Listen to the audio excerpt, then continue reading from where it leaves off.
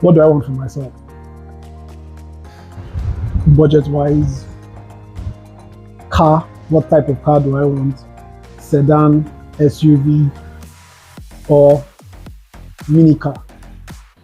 So when you look at these things, then you can now decide, okay, I want a sedan, I want it at this range, it shouldn't be more than this range, and then I also want maybe this color. Those ones are like not really very important.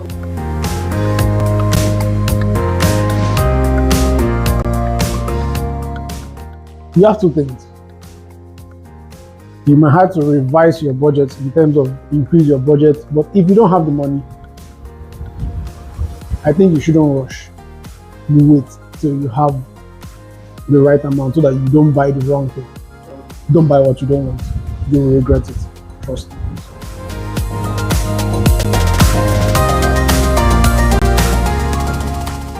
First thing first, if where possible, have a car scanner and go with a reasonable mechanic. The mechanic checks out the mechanical part of the car and a bit of visual inspection, rust under the vehicle,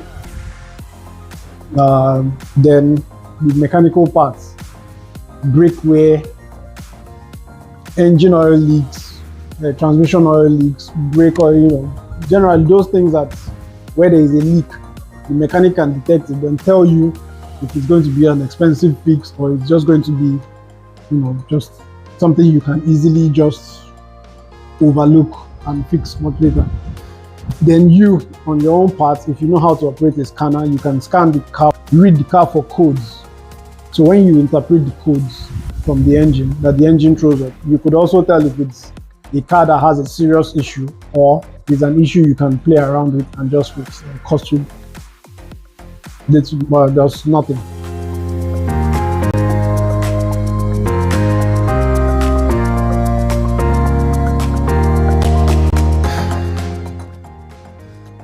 The best place to get the truth about the car is from the VIN.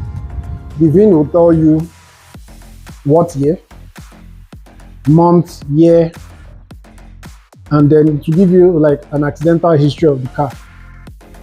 So somebody can decide to sell a 2010 car for you, but by the time you run a VIN check on a VIN, vehicle identification number, when you run a VIN check on it, you find out that it's a 2007 car. So a proper VIN check doesn't cost you much. You can run a VIN check online. About $5. It's usually very cheap. You can do some free, but $5 will get you the car history, basic history, not in-depth history. If you want an in-depth history on the car, you might have to pay up to $10 to $12. Very, very easy. The VIN is usually located at the door of the car or by the driver's side window. Just the driver's side windshield. Yes, you could copy out the VIN. It's about 23 digits or so. Just type it into Google and hit search. So it will bring out a couple of options. So the first few options you see, you can just click on any one of them, and then it will just give you like a little bit of history.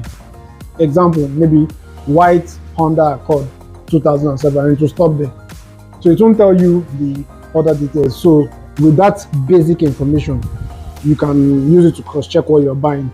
Then if you want the total car history, you will have to pay.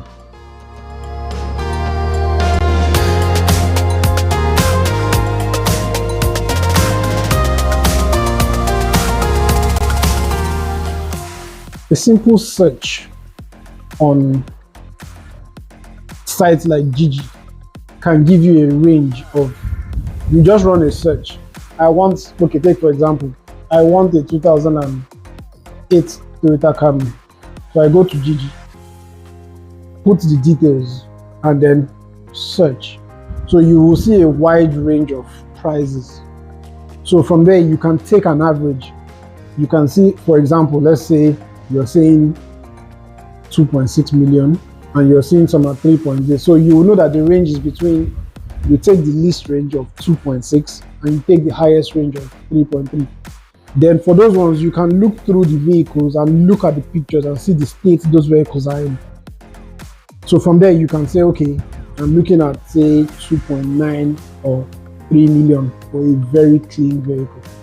So you just need to run a little search and then you'll be fine. You can also run that search on Facebook Market. You'll also be fine.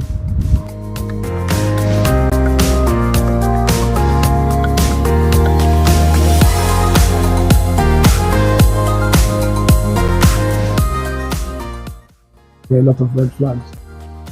One, if they've washed the engine, run away. Yes. A Nigerian used car, normally when you open the bonnet, it's supposed to be dirty. If they've washed it, they are covering something. Most times, you're advised not to wash it. A lot of people keep their engine bay clean, but a lot of people wash their engine bay to hide something. Oil spill, most especially. Grease, maybe the transmission oil leak. It could be leakage from anywhere. So most times, once you see that the engine bay is suspiciously clean for a car that's been in the country for about 15-20 years, that's red flag.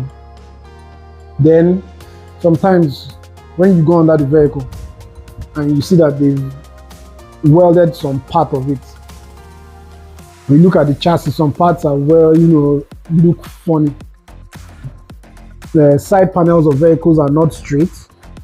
Bonnet is not exactly, there are gaps are lined, and then there are gaps in between the lights and the bonnet, or the door and the side panel, front side panel. If it's not lapping properly, another red flag. Then you could also have things like flood, but that one is harder to find. Flood damage, maybe it was flooded and they brought it back and they drove it around and they don't want to get rid of it. But that one, it's only the easiest way to find flood damage is inspecting under the vehicle. You will see heavily rusted parts under the vehicle. Once you see that, red flag, don't buy it. In fact, some people go as far as fixing they can actually fix those rusts. They would remove the rusted parts. Then, in fact, that's the easiest way of identifying it. You would see something like they spray a black chemical under the car to protect it from rust. But when you see it, just know that okay, this car suffered from rust, and the only thing that makes iron rust is what? Moisture, which is water.